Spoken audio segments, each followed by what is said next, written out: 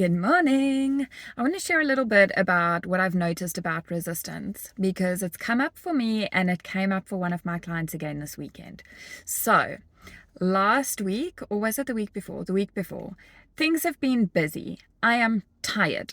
So I got to Friday night and I meant to have a tap for myself where I receive one. And I was just so resistant to it. Like I wanted to cancel. I didn't feel like showing up. I was just like, oh, I'd rather chill out. I want to hang with my husband. Like I do not want to do it. This is the last thing I want to do. I don't even know what I want to tap on. So I text the lovely Tamara, who was doing my tap for me, and I was like, look, I don't even know what I'm going to tap on, so you're just going to have to work with me. And she was like, that's fine. But what I really wanted to say is, please, can we reschedule, because I don't want to do it, because I was just so resistant. I could come up with a million excuses as to why I shouldn't do it. Okay? Anyway, but luckily I have tapped enough times now that I know I always feel better afterwards. And I was so grumpy that day. I was like, maybe it's actually a good thing because I don't really feel like being this grumpy the whole weekend. So I showed up. Best session ever. We did not tap on anything deep and like layers and complicated. No, we tapped on how tired I am of being busy. That's it. And it was such a profound session.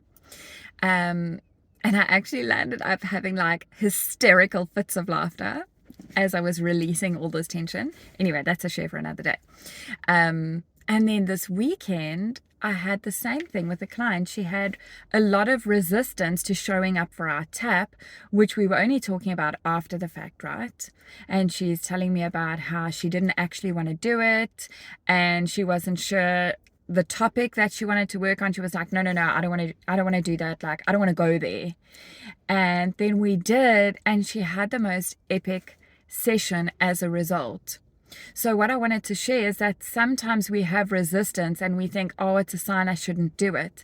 When in actual fact, all of that resistance is because like part of you knows that you need to look at this thing, and that when you do look at it, that it's going to be uncomfortable. And that's where the resistance comes. But if you can put your big girl panties on and be okay with the discomfort, recognize the resistance and do it anyway, this is different to not honoring yourself when you need, not honoring your no when it's a no. There is a difference. Again, a story for another day. But when you have resistance because you like, you just don't want to look at the thing, or you just want to come up with excuses, that is self-sabotage in a different outfit. But it is self-sabotage nonetheless, because if you do show up, you will probably have one of the most powerful sessions and releases, which is exactly what you're looking for, right? But sometimes when we know there's going to be a big change, we pull away and we back out before our own breakthrough. So, an invitation.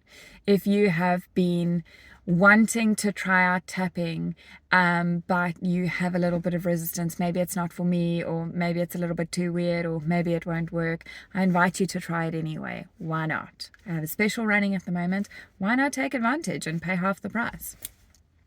Or if you have resistance showing up somewhere else in your life, lean into it. Look at what is going on and see, like, is this me honoring my no?